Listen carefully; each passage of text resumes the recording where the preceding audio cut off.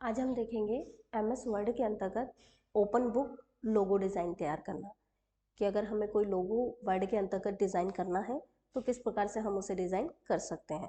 तो इसके लिए सबसे पहले हमें जाना होगा इंसर्ट मेन्यू में, और इंसर्ट में हमें ऑप्शंस मिलता है यहाँ पे शेप्स। हमें इस शेप्स पर क्लिक करना है और शेप में हमें कई तरह के शेप्स मिलते हैं। तो यहाँ से हमें रेक्टेंगल को क्लिक करना है और रेक्टेंगल को कुछ इस प्रकार से हमारे पेज पर ड्रॉ करना है। जब भी हम किसी ऑब्जेक्ट को क्रिएट करते हैं तो उसकी टूल बार पर्टिकुलरली एक्टिव हो जाती है। तो यहाँ पर भी हमें टॉप में एक टूल बार मिल रही है जिससे हम इस ऑब्जेक्ट का कलर चेंज कर सकते हैं, आउटलाइन वगैरह चेंज करनी है तो वो भी हम कर सकते हैं। फिलहाल मुझे इस रेक्टेंगल का कलर जो है अनफिल करना है। अभी इसमें कलर आ रहा है, मुझे इसमें कलर फिल नहीं करना है। तो उसके लिए हम इसकी ऊपर हमें इसके टॉप तरफ हमें पर्टिकुलरली प्रॉपर्टी बार मिल रही है, इसमें हमें ऑप्शन मिलता है शेप फिल। इस पर हमें क्लिक करना है और इसमें हमें ऑप्शन मिलता है नो फिल। जैसे ही हम नो फिल को क्लिक करेंगे तो हमारे ऑब्जेक्ट का जो कलर है वो हट जाएगा। अब मुझे इसकी आउटलाइन का भी कलर चेंज करना है। तो आउटलाइन का कलर चेंज करने के लिए जस्ट हमें शेप फिल के नीचे ही एक ऑप्शन मिलता है शेप आउटलाइन। तो यहाँ से हम शेप आउटलाइन पर क्लिक करेंगे और इसमें हमें ऑप्शंस मिलेगा ये अगर आउटलाइन हटाना है तो नो आउटलाइन कर सकते हो। फिलहाल अभी हमें हटाना नहीं है, हमें कलर देना है। तो यहाँ से कई सारे कलर मिल रहे हैं, इसमें जो भी कलर देना हो वो आप दे सकते हैं। फिलहाल जैसे मान लीजिए हमें ब्लैक कलर देना है तो ये हमने इस पर ब्लैक कलर अप्लाई कर दिया है। अब इसके इस ऑब्जेक्ट का जो है कलर भी हो चुका है और पर्टिकुलरली इसकी आउटलाइन भी यहाँ पर सेट हो चुकी है। अब हमें इस रेक्टेंगल को एक ओपन बुक लोगो डिज़ाइन में कन्वर्ट करना है। तो वर्ड के अंतर्गत किसी भी शेप को एडिट करने के लिए एडिट पॉइंट का यूज़ किया जाता है। तो अब हम सबसे पहले इस ऑब्जेक्ट को सिलेक्ट करेंगे और इसके बाद इसी टूल बार में हमें एक ऑप्शन से मिलता है एडिट शेप। यहाँ से एडिट शेप पर हमें क्लिक करना है और इसमें हमें ऑप्शन से मिलेगा एडिट पॉइंट। इस एडिट पॉइंट पर हमें क्लिक करना है। जैसे ही हमने एडिट पॉइंट पे क्लिक किया है तो हमारे ऑब्जेक्ट पर ये एडिट पॉइंट एक्टिव हो चुके हैं। अब इसे कन्वर्ट कैसे करना है? कन्वर्ट करते समय हमें ध्यान देना है कि इस रेक्टेंगल का जो टॉप वाला भाग है इसके दोनों ही पार्ट को हमें टॉप तरफ अप्लाई करना है और जो बॉटम वाला पार्ट है इसके एक डायरेक्शन को यानी लेफ्ट वाले पार्ट को हमें हल्का सा अंदर तरफ लेना है और जो राइट वाला पार्ट है उसे हल्का सा हमें बॉटम तरफ अप्लाई करना है। तो सबसे पहले हम टॉप वाले पार्ट को देखते हैं। तो टॉप वाले पार्ट में हमने लेफ्ट वाले पॉइंट पर क्लिक किया। अब इसमें देखिए जैसे ही हमने एडिट पॉइंट पर क्लिक किया है तो इसमें एक और पॉइंट भी एक्टिव हुआ है। जब भी किसी ऑब्जेक्ट में इसमें शेप देना है तो वाइट पॉइंट से ही इसमें हम शेप को देंगे। तो यहाँ से हम इस वाइट पॉइंट पर क्लिक को होल्ड करके रखेंगे और इसे हल्का सा टॉप तरफ अप्लाई करेंगे कुछ इस प्रकार से। तो ये मैंने लेफ्ट से भी किया है, सेम इसी प्रकार आपको राइट से भी करना है। राइट पॉइंट पर भी हम क्लिक करेंगे और इसको हल्का सा ऐसे ऊपर तरफ सेट कर देंगे। ठीक है, तो अब हमारा जो टॉप वाला पार्ट है वो टॉप तरफ सेट हो चुका है पर्टिकुलरली। अब हम आ जाते हैं वापस बॉटम वाले पार्ट पे। बॉटम वाले पार्ट पे हमें क्या करना है, जो लेफ्ट में पॉइंट आ रहा है इस पर हम क्लिक करेंगे और इसको हल्का सा अंदर की तरफ अप्लाई करेंगे कुछ इस प्रकार से।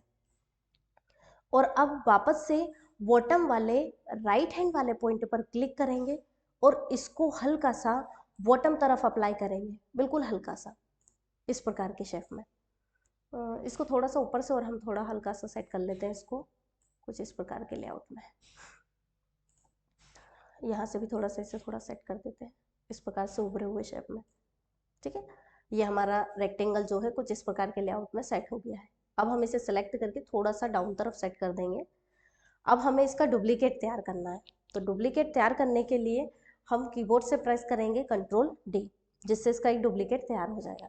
अब इस डुप्लीकेट को हमें क्या करना है, जो पहले वाला ऑब्जेक्ट हमने बनाया है उसी के ऊपर हमें इसे पूरा सेट करना है। तो हम इस ऑब्जेक्ट पर क्लिक को होल्ड करते हुए बिल्कुल इस प्रकार से हम इसे सेट कर देंगे। लेकिन अभी हमने सेट किया है तो हम देख रहे हैं कि अभी हमारा फर्स्ट और सेकंड वाला ऑब्जेक्ट एकदम कंबाइंड दिखाई दे रहा है। दोनों हमें यहाँ पर अलग अलग दिखाई नहीं दे रहे हैं। तो हमें इसमें देखना है सेकंड ऑब्जेक्ट को। तो हम यहाँ पर ये जो हमारा सेकंड ऑब्जेक्ट अभी सिलेक्ट है इसके मिड वाले पॉइंट पर हम क्लिक करेंगे और इसकी साइज को थोड़ा सा छोटा करेंगे किधर से, राइट तरफ से। तो ये राइट वाले मिड वाले पॉइंट पे मैंने क्लिक किया और इसको हल्का सा मैंने लेफ्ट तरफ प्रेस कर दिया, कुछ इस प्रकार से। अब हमें क्या करना है, अब फिर से हमें इस शेप पे एडिट पॉइंट को एक्टिव करना है। तो फिर से हम इसी टूल बार में जाएंगे और वही ऑप्शंस एडिट शेप में जाएंगे और फिर से एडिट पॉइंट को हम एक्टिव करेंगे। एडिट पॉइंट को एक्टिव किया तो अब इसे किस तरह का शेप हम दें, तो इसमें हमें क्या करना है, ये जो हमारा सेकेंड वाला ऑब्जेक्ट है, अभी ये देखें तो हमारे फर्स्ट वाले ऑब्जेक्ट के अंडर है। हमें इसे क्या करना है, इसको, ये जो राइट वाला इसका पॉइंट आ रहा है, इसको इस फर्स्ट वाले के टॉप तरफ इसे सेट करना है। तो इसके लिए ये जो राइट वाला सेकेंड ऑब्जेक्ट का टॉप वाला जो पॉइंट आ रहा है, इस पर क्लिक को प्रेस करके रखें और इसको बिल्कुल सीधा फर्स्ट वाले ऑब्जेक्ट से ऊपर लेकर के जाएं। जब इसे सेट करें तो ध्यान ये रखना है कि राइट से सेकेंड वाला ऑब्जेक्ट फर्स्ट वाले से ऊपर होना चाहिए, लेकिन लेफ्ट तरफ ये दोनों ऑब्जेक्ट मिले हुए होना चाहिए। ठीक है, तो इस प्रकार से हम कुछ इस लेआउट में इसको यहाँ पर सेट करेंगे। तो ये तो हुआ टॉप वाला हिस्सा। अब हमें इसके बॉटम वाले पार्ट पर भी इसी प्रकार से ध्यान देना है, लेकिन इसमें थोड़ा सा डायरेक्शन चेंज करना है। इसको हमने फर्स्ट के टॉप में लिया है, डाउन तरफ से हम इसे फर्स्ट के अंडर में सेट करेंगे। तो इसके लिए क्या करेंगे, यहाँ से ये जो राइट वाला पॉइंट आ रहा है बॉटम तरफ से, इस पर क्लिक को होल्ड करते हुए हल्का सा इसे फर्स्ट के अंतर्गत कुछ इस प्रकार से सेट करेंगे। अब ये तो हुआ राइट से सेट करना, इसी प्रकार हमें इसे लेफ्ट से भी सेट करना है। तो यहाँ से हम लेफ्ट पॉइंट पर भी क्लिक करेंगे और इसको भी हल्का सा, थोड़ा सा अंदर की तरफ हम इसे ऐसे सेट कर देंगे, हल्का सा स्पेस डिफाइन करते हुए। तो आप देखेंगे कि यहाँ पर अब हमें फर्स्ट और सेकेंड ऑब्जेक्ट क्लियरली दिखाई दे रहे हैं। ठीक है, अब हमें एक बार फिर से जो हमारा सेकेंड ऑब्जेक्ट है, इसका फिर से हमें एक डुप्लीकेट और बनाना है।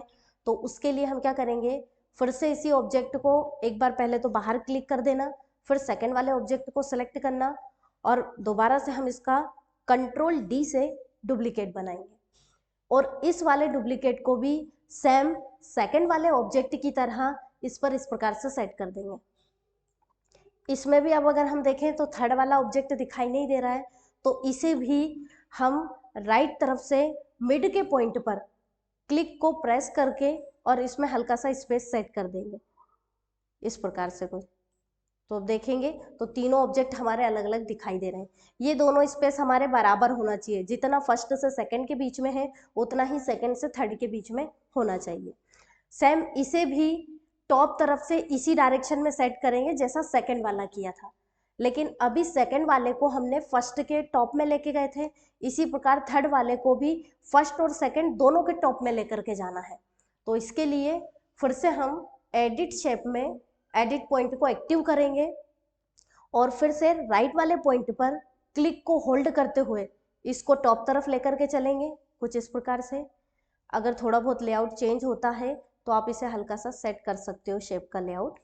अब इसमें भी ध्यान यही रखना है कि राइट तरफ से तो ये टॉप में होना चाहिए, लेकिन लेफ्ट तरफ से बिल्कुल मिला हुआ होना चाहिए।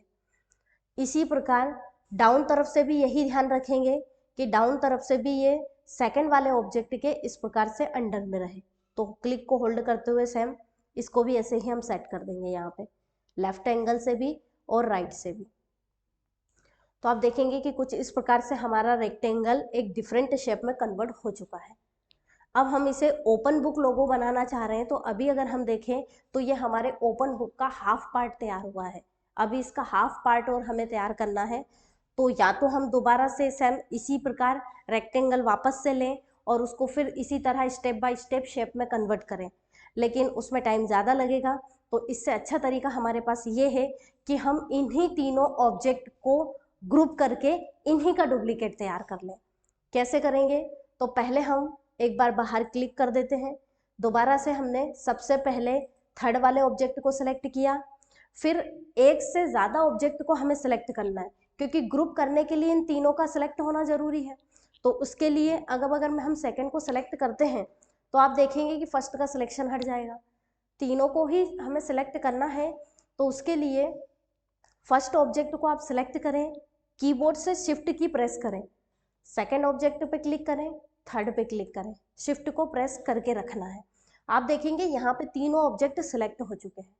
अब तीनों को सिलेक्ट करें, इसके बाद हमें ऊपर इसकी प्रॉपर्टी बार या टूल बार इसे बोल सकते हैं। इसमें हमें ऑप्शन मिलेगा ग्रुप। इस ग्रुप में हम जाएंगे और यहाँ इसको कर देंगे हम ग्रुप, जिससे क्या होगा, ये तीनों ही ऑब्जेक्ट हमारे ग्रुप हो जाएंगे। अब अगर हम इन्हें मूव करेंगे तो ये तीनों ही एक साथ मूव होंगे। ये हम मूव कर रहे हैं अगर इनको, तो ये तीनों ही एक साथ इस प्रकार से मूव हो रहे हैं।